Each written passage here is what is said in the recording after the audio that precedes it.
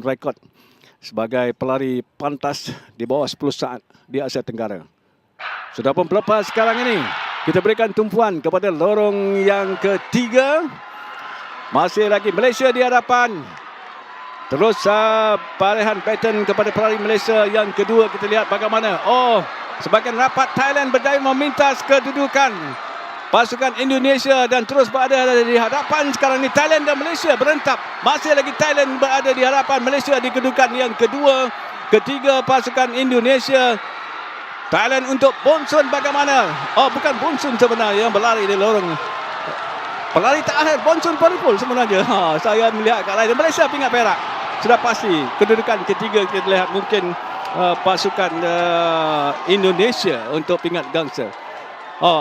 Bukan Paripul. Kita lihat tadi seperti saya katakan itu sebab bentuknya. Inilah keputusan dengan 38.28 saat yang dilakukan oleh Thailand sementara Malaysia 39.0